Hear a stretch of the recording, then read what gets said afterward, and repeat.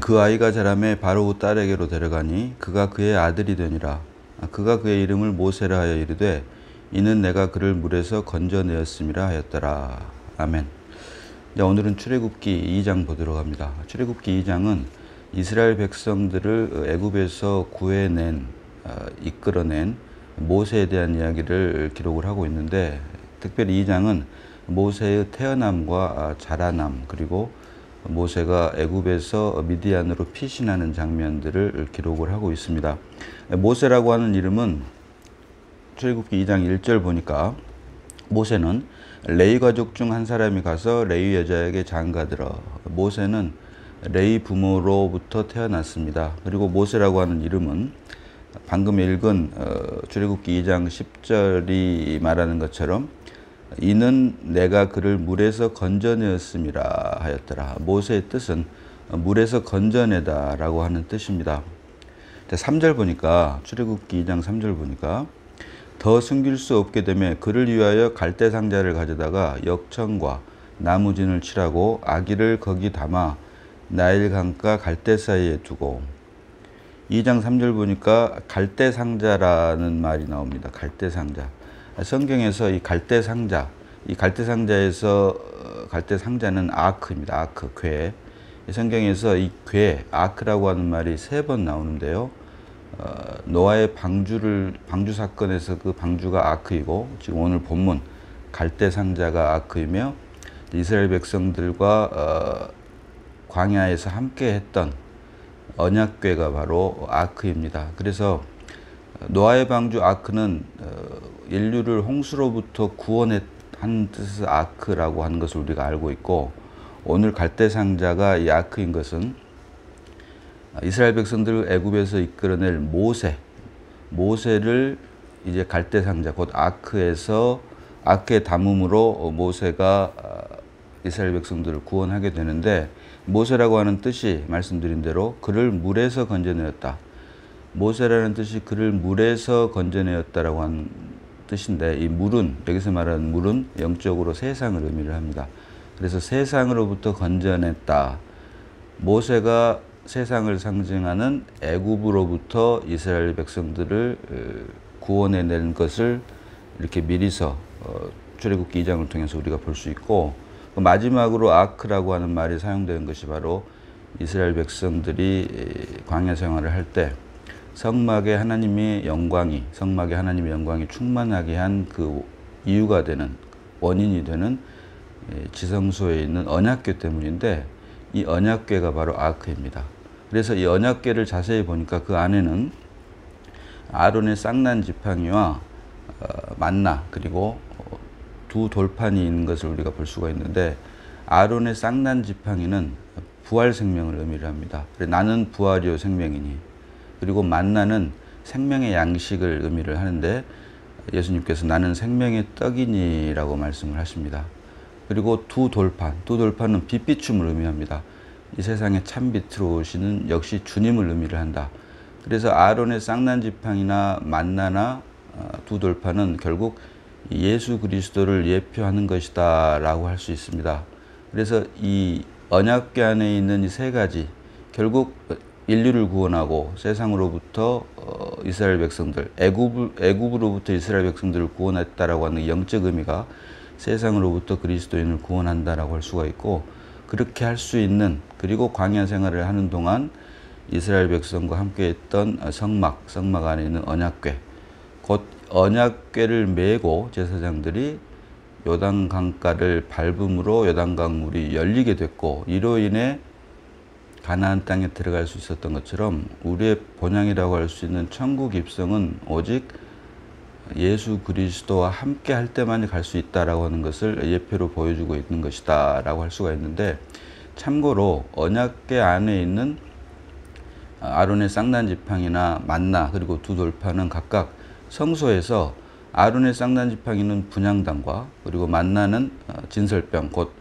떡상과, 그리고 마지막으로 두 돌판은 빛비춤을 의미하는 등대와 서로 연결된다라고 하는 것을 볼 수 있습니다. 그래서 성소에 있는 이 3가지, 분향단과 떡상, 곧 진설병과 등대는 각각 지성소에 있는 그 가운데 가로막고 있던 휘장 때문에 그게 예표였지만 지성소에 있는 언약궤 안에 있는 세 가지인 아론의 쌍난 지팡이와 만나와 두 돌판과 서로 연결되는 것이다. 그런데 이것을 주님께서 십자가에서 다 이루었다라고 하면서 주님의 몸이 찢김으로 휘장이 위에서부터 아래로 찢겨서 결국은 예표가 실제가 됐다. 이 모든 것이 그리스도 예수 안에서 이미 우리에게 실제로 임하는 역사를 우리가 누리고 있다라고 하는 것을 볼 수가 있다 하는 것입니다. 참고로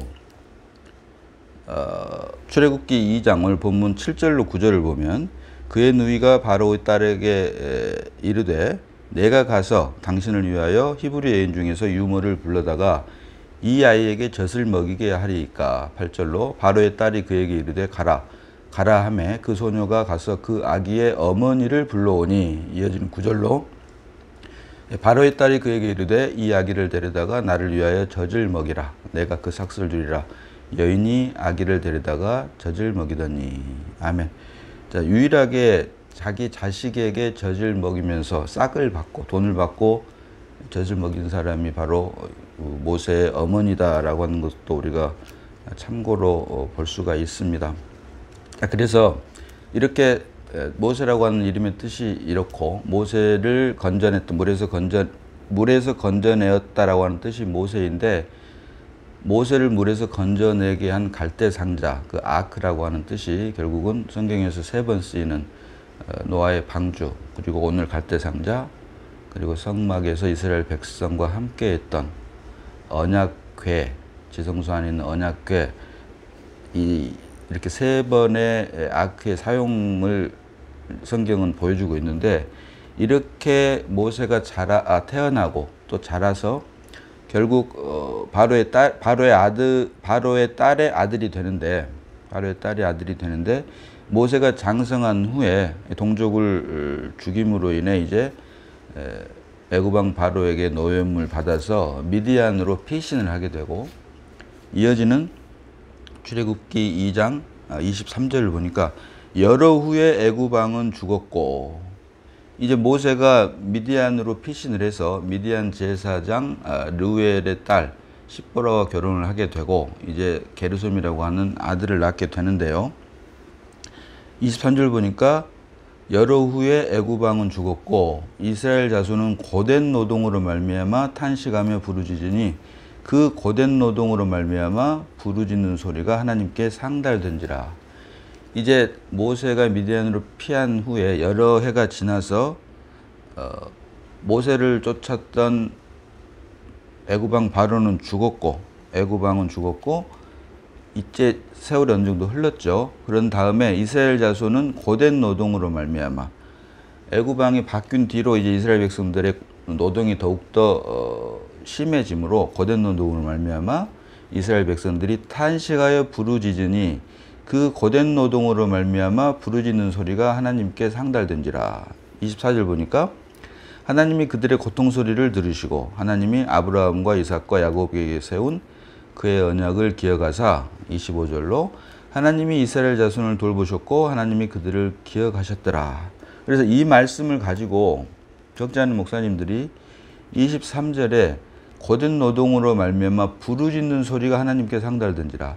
하나님께 먼저 부르짖어라 라고 말을 하고 24절로 그래서 그 부르짖게 되면 하나님께서 그 소리를 듣게 되어 있고 들었을 때 하나님께서 아브라함과 이삭과 야곱에게 세운 그의 언약을 기억하심으로 이어지는 25절로 하나님이 이스라엘 자손을 돌보셨고 하나님이 그들을 기억하셨다. 그래서 먼저 부르짖어야 하나님께서 들으시고 기억하고 돌보신다. 고로 열심으로 하나님을 부르짖어라 라고 말씀을 합니다. 물론 하나님을 부르짖어야 됩니다. 그러면서 많이 인용된 말씀이 예레미야 33장 3절 말씀입니다. 유명한.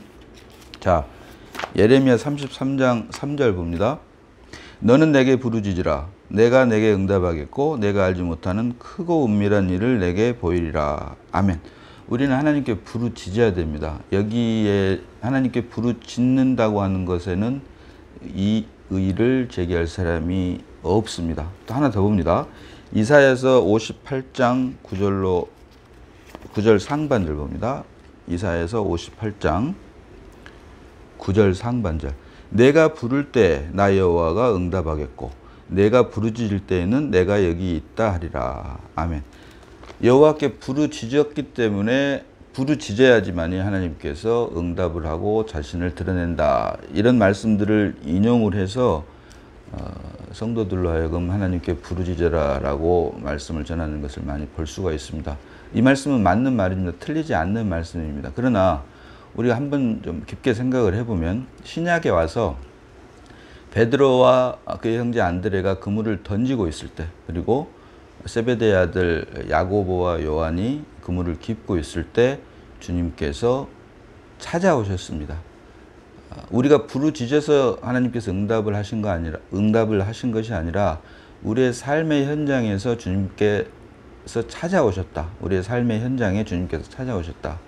그리고 이분 바울마저도 바울 되기 전 사울일 때 예수 믿는 사람들을 잡아 죽이려고 의기양양하게 다메섹 도상으로 걸어갈 때 호련히 빛으로 임하신 예수님, 전혀 예수님을 찾지를 않았습니다. 오히려 예수를 믿는 사람들을 죽이려고 할 때 주님께서 찾아오셔서 사울로 하여금 바울 되게 하는 역사를 우리가 합니다.